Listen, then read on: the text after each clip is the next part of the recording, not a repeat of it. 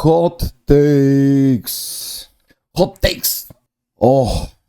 Одамна сакам да го испукам видеово и денеска му е очигледно денот. Значи, hot takes у врска со дизајн. За тие што не знаат што се hot takes ти е контраверзно мислење кое што го имаш ти и го делиш со некои си луѓе околу тебе. Многу срања има у дизајнов, посебно у Македонија. И многу ме нервира што премногу луѓе се прават паметни, а не се. Сам, да не се сватиме погрешно. Јас сум еден од најглупавите луѓе на светот што постојат.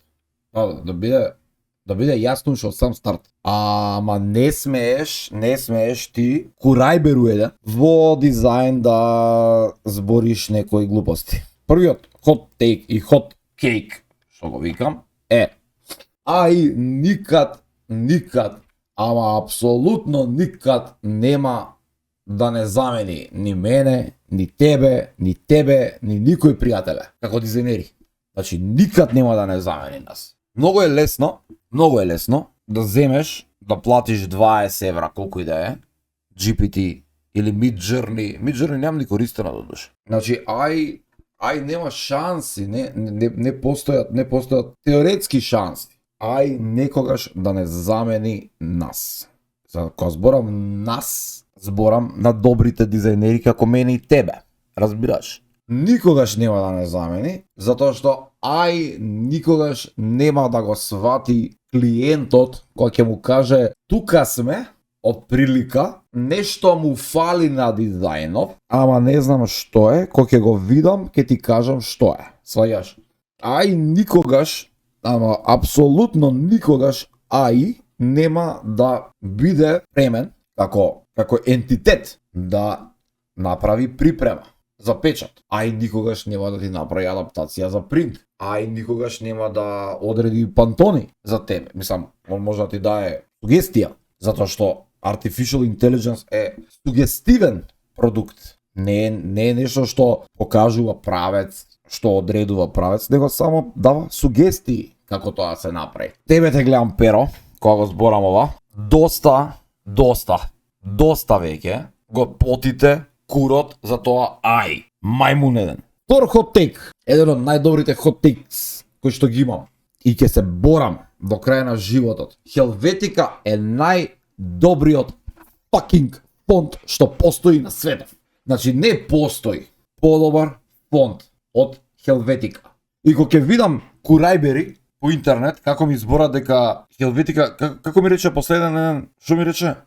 Helvetica бил generic фонт. И му го отворив на братот портфолиото, знаеш кој фонт користи? Интер да тебам. Интер. Значи, на Figma дефолт фонтот го користи. Што го користат сите, што користат Figma, а што не знаат да стиснат у фонт стабот и да одберат фонт. Значи, Helvetica била и ќе остане најдобриот фонт кој што постои на светот. Сега един, например, од нона ќе каже overused. И управо. Ама знаеш зашто е overused Helvetica како фонт? Што е најдобар? Интер, Roboto, Montserrat, Futura. Futura е толку лош фонт, толку катастрофален фонт, а луѓе го користат. Овие три што ги набрав, значи Интер, Roboto, Montserrat. Тие се Google фонтови. Тоа се едни од најфакинг лошите фонтови кои што постојат на светот. Roboto е буквално тему верзија од Helvetica. И ако ми кажеш дека Roboto е боле од Helvetica, одма знам дека за курнете била као дизајнер. Одма. Ова го украдов, го видов кај Джесика Уолш, една од најубавите дизајнерки на свет. Една од најдобрите дизајнерки. После Пола Шер, добра баба. Како беше Гилф? Джесика Уолш, брат ми, тоа е невеста. Се курчи сега со дизајнот малце, нема врска, да е жива и здрава. Ама, она го кажа, има еден рил од неа, ми се појави пред некој време и затоа ми остана в глава. Не мора да го потиш за секоја ситница у твоето портфолио или у објаснувањето за проектот што си го работел. То мислам под ова, значи не мора ти како дизајнер да напишеш една страна текст зошто си одбрал црвена боја. Преку куров, сваѓаш, одбра црвена боја затоа што таа ти легна во моментот за логото. Толку, крај. Не мора да напишеш 2 страни објаснување за тоа каков бил проредот меѓу буквата А и Е. Nobody gives a fuck, бајо. Прва работа е тоа. Втора, не лажи, џабе лажеш. Значи, ако правиш лого и ако правиш презентација која што ќе биде во ум по наредна епизода, значи за 2 недели, кога правиш презентација, испрезентирај го тоа што го имаш и испрезентирај го највистински што можеш. Не постои клиент на светов кој што ќе седи и ќе ти ги чита на тебе куров ми твоите беседи за како настанало тоа fucking лого да те ебам. Настанало зашто си знаел да го направиш и си го направил и дај му го на клиентот направено. Ебате тоа. Не мора за секој слайд у презентација да ја пишуваш Одисеја да те ебам. Comic Sans не е најлош фонт. Да се разбереме одма. Comic Sans е фонт кој што е детски. Дека ни е интересно да збориме Comic Sans е најлош фонт, ни е интересно, да. И наредите кетчи и не знам шо и не знам како. Папирус е исто ружен фонт. Еден од најдобрите скитови на SNL е со Рајан Гослинг која збори за Папирус и за Аватар филмот. Комик Папирус постои како фонт. Е еден од најлошите фонтови што постојат на светот. Ама пак не е најлош. Ме сваќаш? Comic Sans не е најлош фонт. Comic Sans е детски фонт. И тоа треба да ни биде на сите јасно.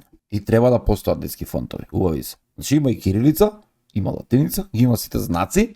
И кернинг паровите во Comic Sans се fucking добри. Зашто некој седел и ги работел тие. А дека е детски фонт, е детски фонт. Дека не треба да го користиш ти како возрастна особа, дизајнер, кога правиш возрастен дизајн за било што, дури за ногти, а не ногти ефтино не треба да го користи тој фонт. Ме сваѓаш? Ама не е најлош. Сега ќе ти кажам кој е најлош фонт? Subscribe. Па ќе ти кажам.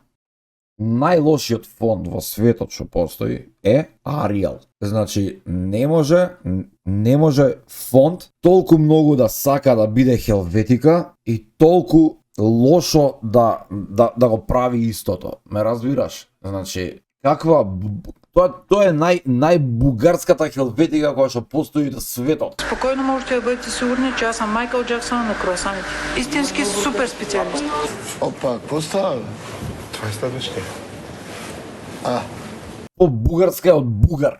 За ова дури цигара морав да запалам што се нервирав само што го прочитав.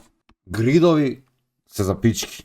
Ова го имам слушнато од многу, не знам дали да ги кажам, еминентни македонски графички дизајнери, кои што очигледно за курни ги бива, ако збориме реално.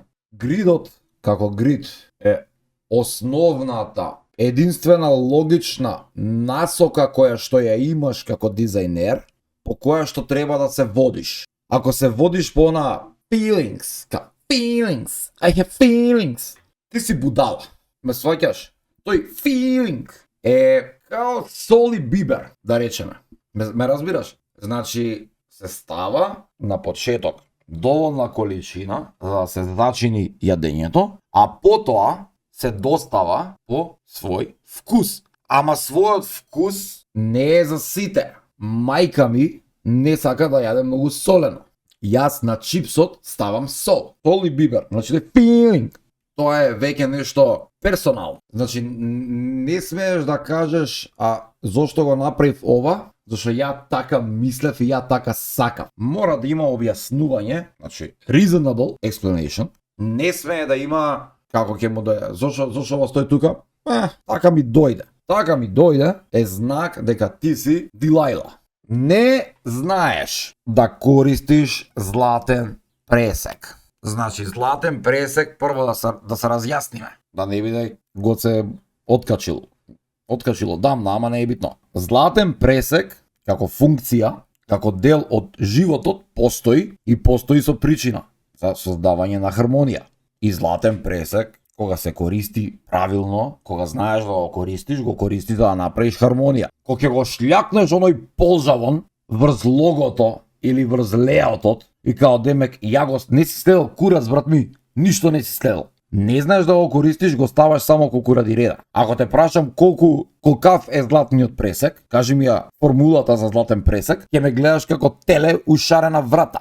Така да научи прво што е златен пресек, убаво е да го користиш, Ама пред да го користиш треба да знаеш зошто и како и каде се користи. Не е само стај го, ради реда, типам будалата. И со ова завршуваме епизодата. Тоа беа моите hot takes. Ако имаш ти некој hot take, пиши го во коментар или придружи се на Discord. Бесплатен е за сите. Значи сите ќе седиме, ќе правиме, ќе билдаме комјунити тамо. Лайк, шер, subscribe, тоа знаеш како иде.